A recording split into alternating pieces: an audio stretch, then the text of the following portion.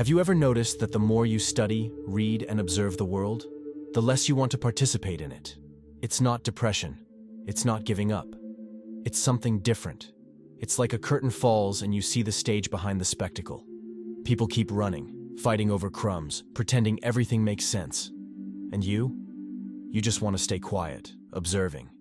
Is understanding too much a blessing or a curse? Is there a way back after you see the game being played?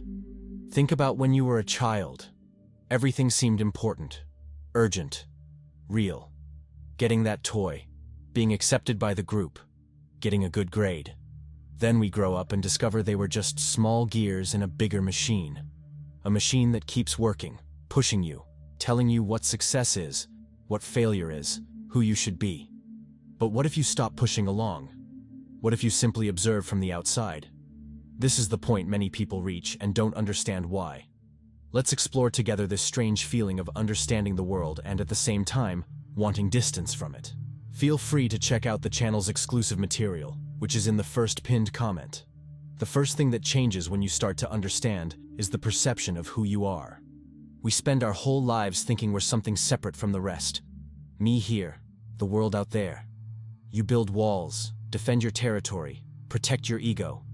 But then something happens. You realize there's no isolated self that you imagined your whole life. Your thoughts came from outside. Your beliefs were planted. Even your desires aren't yours. You're like a wave that thinks it's different from the ocean. The wave rises, falls, makes noise, thinks it has its own identity. But it's just water. Always has been. When this realization hits, the whole social game of competing egos seems childish. Why fight with other waves if they're all the same ocean? Why defend a self that doesn't even really exist? Society depends entirely on you believing in this separation.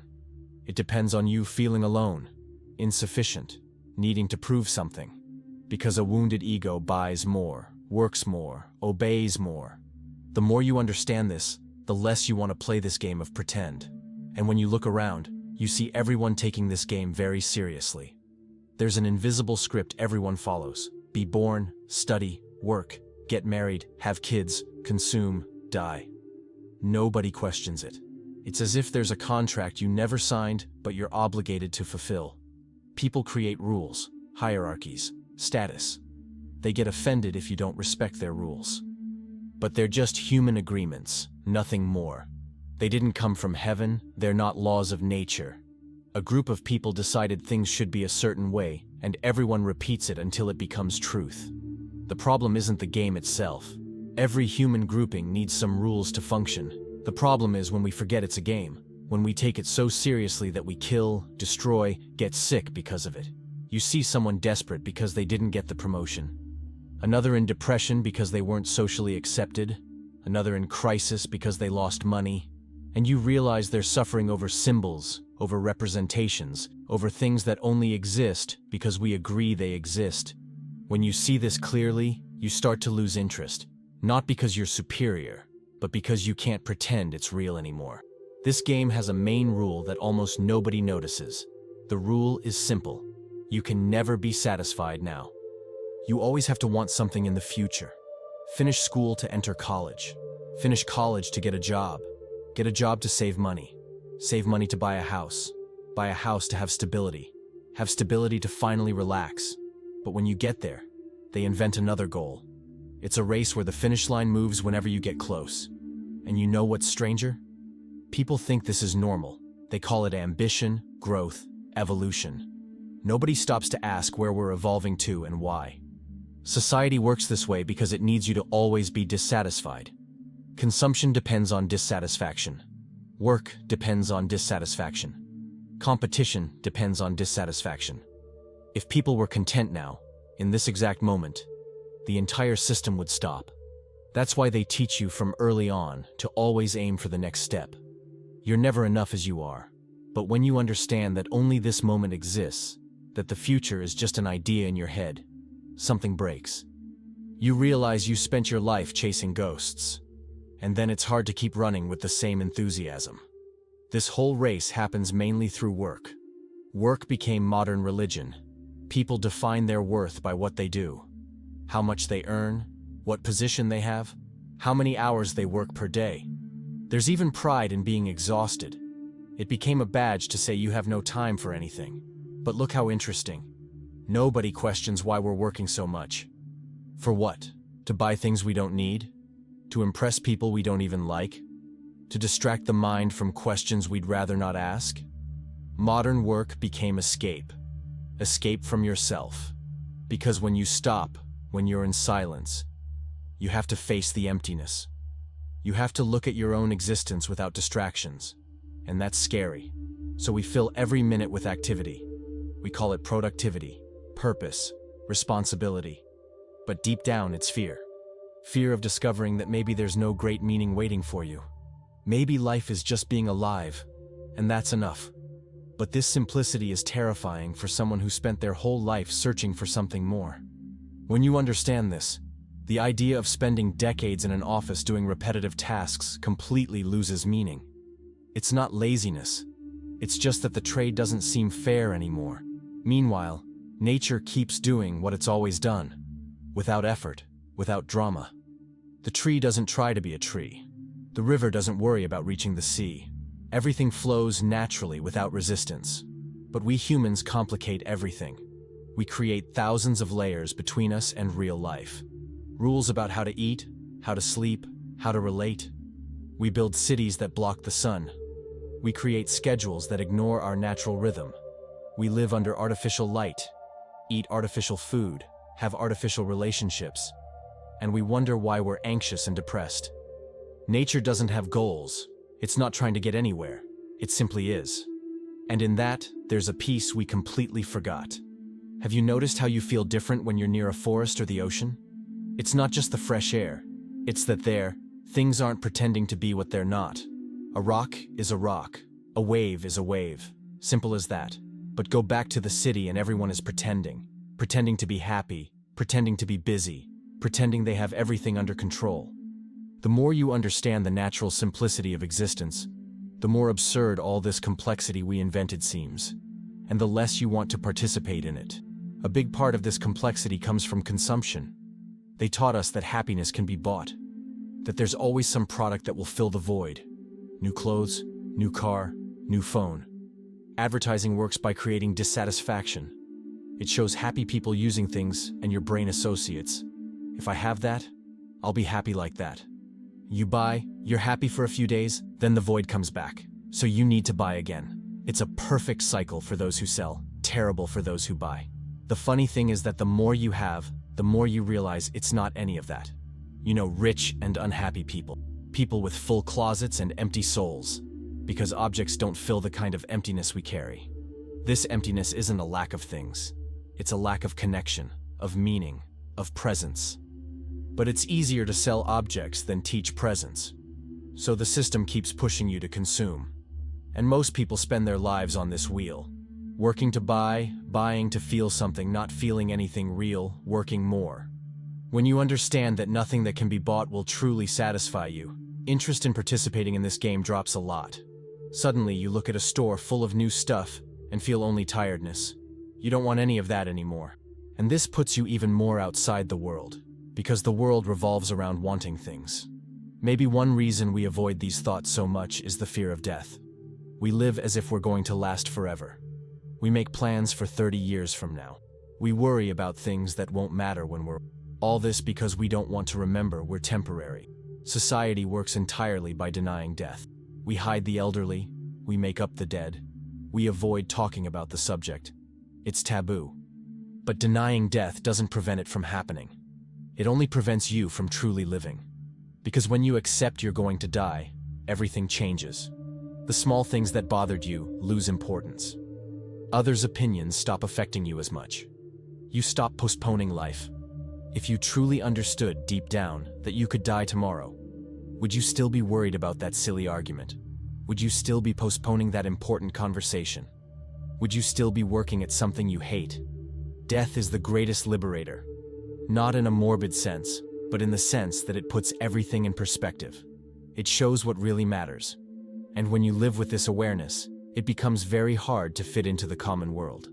Because everyone is pretending they have infinite time, postponing, accumulating, planning, while you know you have no guarantee.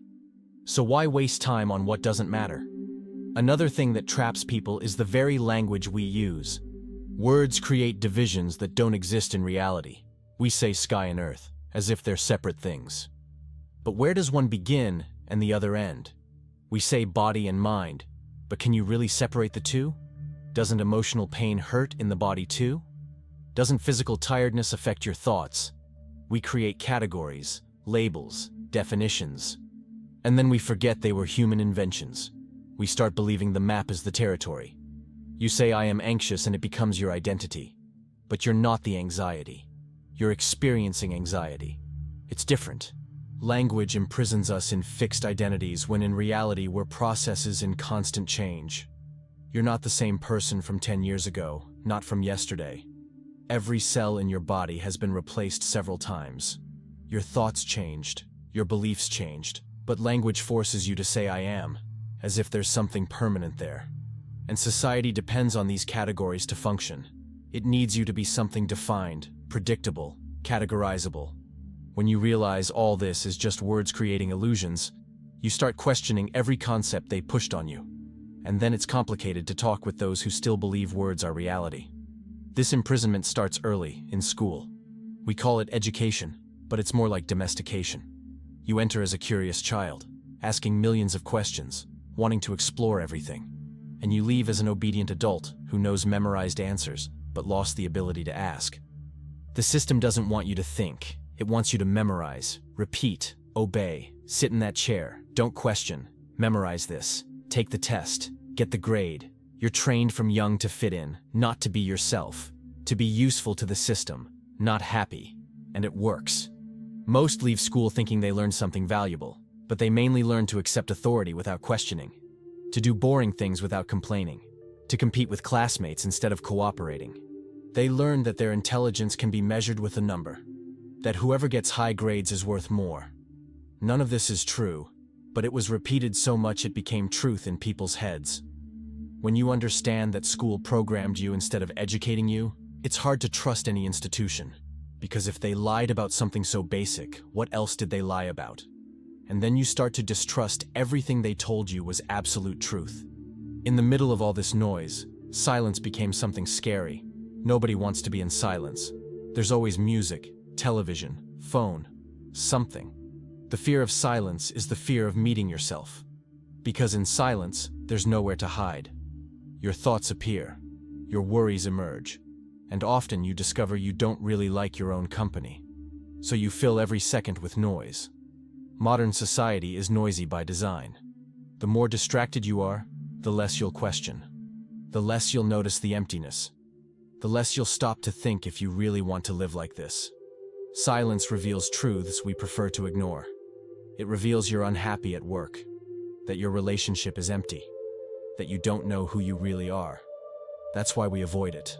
But there's wisdom in silence, in the space between thoughts, in the pause between breaths.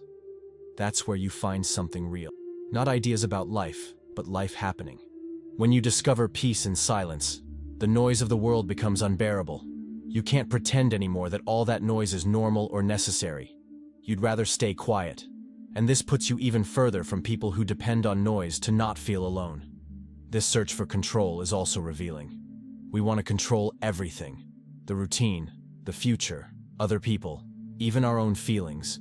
We make lists, plans, strategies, as if life could be dominated by willpower. But the more you try to control, the more life escapes. It's like holding sand. The tighter you squeeze, the more slips away. Nature doesn't work by control. It works by flow. Water doesn't force its way. It goes around, adapts, flows. Have you ever tried pushing a river where it doesn't want to go? Impossible. But let it go where it wants, and it reaches the sea without effort. There's an ancient concept that talks about this. Doing without forcing. It's not laziness. It's acting in harmony with the moment, not against it. But we were taught the opposite. That you have to fight, battle, conquer. That resting is wasting time. That surrendering is weakness. So we live in constant tension. Muscles locked, mind racing, always in battle mode. And we wonder why we're exhausted. When you understand you don't need to control everything, that you can trust the natural flow of things, an enormous peace appears. But also appears the difficulty of living in a society that values control above all, that sees spontaneity as irresponsibility, that punishes those who don't plan every step. Organized religion should help on this journey, but ended up becoming another obstacle. People confuse the map with the territory again. They read about mystical experiences and think they understood. They repeat rituals and think they're connected with the sacred, but they're just following rules created by other humans. The sacred doesn't need a building, doesn't charge admission, doesn't have business hours. It's everywhere all the time. You can feel more connection looking at a tree than in a ceremony full of protocols. Religious institutions became businesses. They sell comfort, promise salvation, threaten with punishments. They transformed mystery into dogma, direct experience into blind belief. And people accept it because it's easier to follow rules than seek truth. It's more comfortable to have ready answers than live with uncertainty. But the real experience of the sacred doesn't fit in books. Can't be explained with words. Doesn't come from outside. It's inside, always has been. When you get a glimpse of this, you realize you don't need intermediaries. You don't need someone to tell you how to connect with the universe. And then you lose interest in religious structures. They seem empty compared to direct experience. And this distances you even more from the community, because many people use religion as social identity. This time thing is fascinating too. We live obsessed with time, clocks everywhere, calendars, agendas, deadlines, always running, not really knowing what for. But time as we know it is human creation. Nature doesn't have seconds, minutes, hours. It has cycles, day and night, seasons, tides, nothing running against the clock. The past exists only as memory in your head now. The future exists only as imagination in your head now. The only real time is this moment. But we spend our whole lives running from it, lamenting the past or planning the future. Never here. And society pushes you toward this. There's always a deadline, a goal, a next step. You become a slave to time. You work 40 years to retire. But what if you don't get there? What if life is now, and you're just postponing? Psychological time creates all the anxiety and regret we feel. Anxiety is fear of the future. Regret is attachment to the past. Both are escapes from the present. When you understand that time is a mental construction, you can relax. You don't need to run so much. You can simply be. But try living like this and see how people react. They'll call you irresponsible, disconnected, lazy. Because everyone accepted the tyranny of the clock and expects you to accept it too. There's also an important difference between being alone and being isolated. Isolation is cutting contact out of fear. Solitude is choosing to be with yourself. Our culture treats anyone who likes being alone as weird. You have to always be surrounded, always connected, always available. As if your worth depended on how many people want you around. But there's a fullness in being alone that most never experience. In the silence of your own company, you discover who you really are. No masks, no performance, no need to please anyone. Just you with you. And either you like that person or you realize you need to change. Most avoid this confrontation. They fill every moment with others' presence. Not because they like people so much, but because they're afraid of themselves. Society punishes those who choose solitude. They call you antisocial, weird, problematic. Because you're breaking the rule. You're saying you don't need their validation. And that bothers them. When you're comfortable alone, you don't need to accept crumbs from bad relationships anymore. You don't need to pretend interest in empty conversations. And this puts you outside the social game again. There's also this thing about thinking, knowing a lot makes you better. The smarter you are, the more answers you have. But real wisdom is different. Wisdom is accepting you know almost nothing. The universe is vast, complex, mysterious. And we're here with our little brains thinking we understand everything. We create theories, sciences, philosophies, all very nice. But they're just models, approximations of reality. They're not reality. A useful model isn't absolute truth. It's just useful. Science changes all the time. What was truth yesterday is a lie today. What's a lie today will be truth tomorrow. And so we go. But some people treat their knowledge like religion. They defend their theories as if life depended on it. They attack those who think differently. They need to be right, because admitting they don't know is scary. Society values those who have answers, not those who have good questions. It values experts who speak with certainty, even when they should speak with doubt. When you embrace not knowing, something beautiful happens. You stop fighting, stop needing to convince. You get curious again, like a child. But it also becomes hard to talk with those who need to be right about everything. And there's this curious paradox. Everyone is seeking something: happiness, peace, enlightenment, success. Seeking, always seeking. But the seeking itself is the problem. It's like looking for the glasses that are already on your face. The more you search, the more lost you get. You read books about inner peace. You take meditation courses. You try breathing techniques. And the more you try, the more distant it seems. Because you're trying to get somewhere. But there's nowhere to get to. You're already here. You always have been. The problem isn't that you need to find something. The problem is, you believe you're missing something. Society created an entire industry around seeking. Self-help, personal development, coaching. All promising that if you do this or that, you'll find yourself. You'll be happy. You'll be complete. But it's all a lie. Not because they're ill-intentioned, but because they start from the wrong assumption. That you're incomplete. That you need to improve. That something's wrong. And you buy books, pay for courses, follow gurus. All to eventually discover there was nothing to discover. When you understand this, you stop seeking. And then something strange happens. Precisely when you stop seeking, what you were looking for appears. Or rather, you realize it was always there. But how do you live with all this understanding? How do you participate in a world you see through the curtain? It's not about becoming a hermit and running to a mountain. Not about rejecting everything with bitterness. It's something more subtle. It's being in the world, but not of the world. You participate because you're here, because you have a body that needs to eat, because you like some people. But you participate lightly, without heavy attachment, without taking yourself so seriously. Like an actor who knows he's on a stage, he plays his role well, but doesn't forget it's theater. Often you'll need to play the game. Work, pay bills, follow some rules. Not because you deeply believe in them, but because they make life easier. It's pragmatism, not cynicism. You don't go preaching to everyone that life has no meaning. You leave people alone. If someone is happy believing in something, who are you to take that away? But internally, you carry a lightness, a healthy distance, a humor about all of it. You laugh at things that used to make you furious. You accept absurdities that used to revolt you. Not because you gave up on improving the world, but because you understood the world is crazy by nature. Always has been, always will be. This understanding isn't a final destination. It's not like you reach a point and that's it. You understood everything. It's more like layers of an onion. Every time you remove one, there's another underneath. You think you understood, you live that way for a while, and then another layer falls. More illusions revealed, more concepts deconstructed. It's an endless process.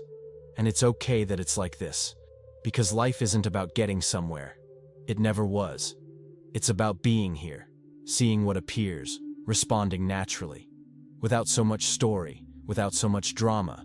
So if you feel that the more you understand, the less you want to participate, know you're not alone. Many people go through this, and it doesn't mean there's something wrong with you. Maybe it means you woke up a little to the game. And waking up can be lonely at first. But there's a freedom in that which compensates for the loneliness. You don't need to impress, prove, compete anymore. You can simply be. If this video touched on something real for you, if it matched what you feel but couldn't express, consider subscribing to the channel. Share it with someone who might need to hear this. And leave a like, not because I need the numbers, but because it helps other people who are feeling this way find this content. See you in the next video.